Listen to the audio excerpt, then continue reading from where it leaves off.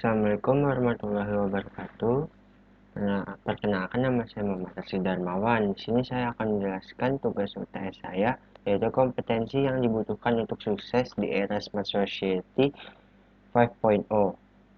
Nama saya Muhammad Arsi Darmawan dari kelas ICT Technopreneurship and Leadership ruang 03.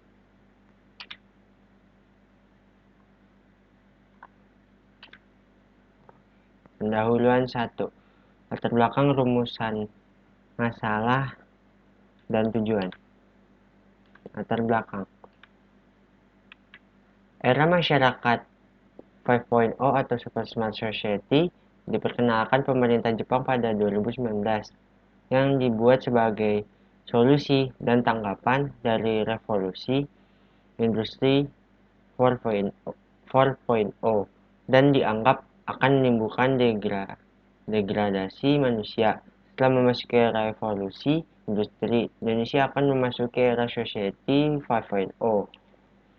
Adanya pembaharuan pada era tersebut dapat menghasilkan nilai baru dengan elaborasi dan kerjasama pada sistem informasi dan teknologi, juga meningkatkan kualitas sumber daya manusia yang dibutuhkan atau human capital. Pada tahun 2009, dalam pertemuan tahun World Economic Forum WEF di Davos, Swiss, Perdana Menteri Jepang Shinzo Abe mengemukakan visi Jepang mengenai Society 5.0. Istilah Society 5.0 muncul pertama kali di Jepang pada tahun 2016. Setelah mendapat persetujuan dari Kabinet Jepang, Society 5.0 diawali dengan era pemburuan Society atau pertanian Society 5.0, Industri Society, dan Teknologi Informasi Society 4.0. Society 5.0 menciptakan masyarakat yang berpusat pada manusia dan berbasis teknologi. Manusia mempunyai peran di era digital, sehingga dibutuhkan keseimbangan antara pencapaian ekonomi dan penyelesaian masalah sosial. Society 5.0 dimaksudkan untuk mengantisipasi era industri 4.0 di mana peran masyarakat dirasakan masih kurang. Rumusan masalah. Yang pertama, apa yang dimaksud dengan era Society 5.0? Yang kedua, apa peran dunia pendidikan di era 5.0? Yang ketiga, bagaimana pendidik profesional di era Society? Yang keempat, apa saja peran pendidik di era Society 5.0? Yang kelima, kemampuan apa saja yang relevan dalam menghadapi Society 5.0? Tujuannya. Yang pertama, untuk membahas tentang era Society 5.0. Yang kedua, untuk membahas tentang apa saja peran dunia pendidikan di era Society 5.0.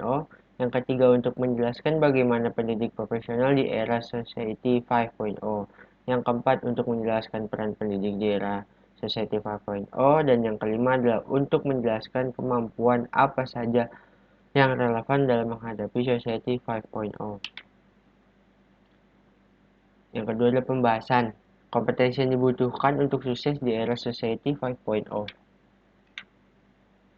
Yang pertama adalah critical thinking. Critical thinking di Indonesia sering dipendankan berpikir kritis. Akan tetapi, secara pragmatis, berpikir kritis sering juga dipahami berbeda oleh para pemakainya.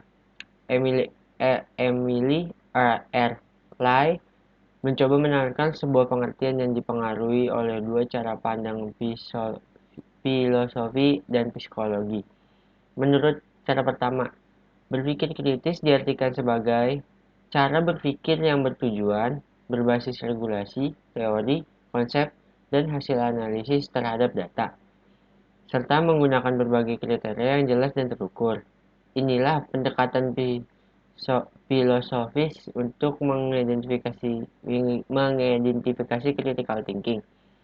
Dalam pandangan psikologi, critical thinking sering dimaknai dengan penggunaan keterampilan atau strategi kognitif untuk meningkatkan probabilitas pencapaian outcome yang diharapkan. Yang kedua adalah communication. Keterampilan berkomunikasi atau communication skill merupakan keterampilan untuk menyampaikan pemikiran, gagasan, ide, pengetahuan dan informasi baru yang dimiliki kepada orang lain melalui lisan, tulisan, simpul, gambar, grafis, atau angka. Keterampilan ini termasuk keterampilan mendengar, memperoleh informasi, dan menyampaikan gagasan di hadapan orang banyak. Menurut Zubaidah tahun 2018. Selanjutnya ada cognitive flexibility. Fleksibilitas kognitif adalah properti intrinsik dari sistem kognitif yang sering dikaitkan dengan kemampuan mental untuk menyesuaikan aktivitas dan isinya, beralih di antara aturan tugas yang berbeda dan respon perilaku yang sesuai, mempertahankan banyak konsep secara bersamaan dan mengalihkan perhatian internal di antara mereka. Yang keempat ada communication. Complex problem solving merupakan kumpulan proses aktivitas psikologis yang melibatkan regulasi diri yang diperlukan dalam lingkungan yang dinamis untuk mencapai tujuan yang tidak sepenuhnya jelas dan tidak dapat dicapai oleh tindakan rutin. Yang terakhir ada creative thinking skill. Yang selanjutnya ada creative thinking skill. Keterampilan berpikir kreatif adalah kemampuan untuk menciptakan ide atau gagasan yang baru yang berbeda dengan yang sudah ada sebelumnya. Kreatif adalah kemampuan mengembangkan atau menciptakan ide dan cara baru yang berbeda dari sebelumnya. Sedangkan kreativitas adalah kemampuan seseorang untuk menciptakan hal baru, baik berupa gagasan maupun karya nyata. Selanjutnya ada organization awareness atau kesadaran organisasi.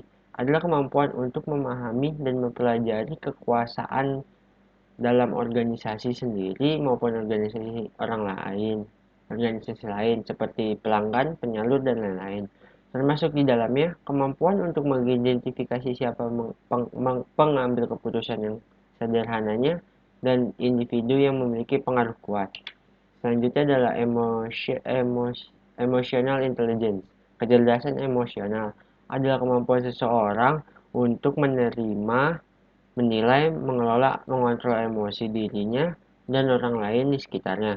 Dalam hal ini, emosi mengacu pada perasaan terhadap informasi akan suatu hubungan. Kemampuan untuk memahami dan mengelola emosi sangat meningkatkan peluang kita untuk sukses dengan cepat berkembang, dan itu sangat mempengaruhi cara berpikir tentang emosi dan perilaku manusia.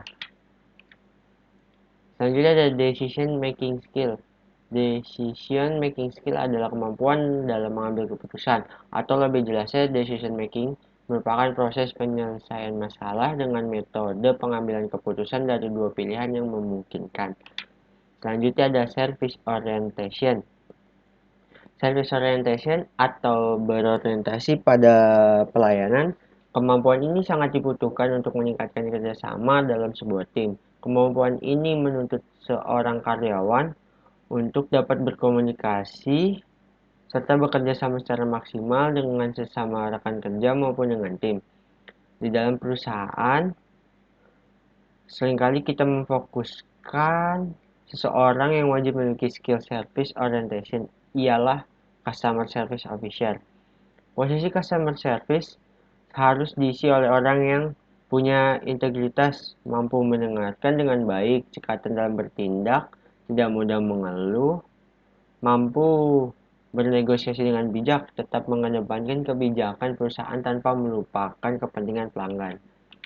Selanjutnya, negotiation skill. Negotiation skill merupakan suatu bentuk pertemuan bisnis antara dua pihak atau di dalamnya terdapat proses membeli, menerima, dan tawar-menawar yang bertujuan untuk mencapai suatu kesepakatan dan untuk mengatasi perbedaan pendapat antara kedua belah pihak. Selanjutnya ada people management. People management adalah kemampuan untuk memberi motivasi, mengatur, dan mengarahkan para karyawan dalam menjalankan tugas-tugasnya, sehingga produktivitas kerja mereka bisa meningkat. Selain itu, people management juga bertujuan untuk mendorong pertumbuhan karyawan dalam kapasitas profesional. Selanjutnya ada penutup dan kesimpulan. Kesimpulan yang saya dapat yaitu Society 5.0 sendiri menjadi sebuah solusi dari revolusi industri 4.0, di mana banyak masyarakat beranggapan bahwa industri 4.0 akan menggunakan mesin-mesin berteknologi canggih dan akan menekan jumlah pekerjaan yang dilakukan oleh tenaga manusia. Society 5.0 ini diharapkan dapat menciptakan nilai baru melalui perkembangan teknologi canggih, dapat mengurangi adanya kesenjangan antara manusia dengan masalah ekonomi ke depannya. Pada dasarnya, Society 5.0 ini dibuat untuk melayani kebutuhan manusia, agar masyarakat bisa menikmati hidup dan merasa nyaman. Sinergi manusia dan teknologi bisa terwujud agar masyarakat semakin sejahtera.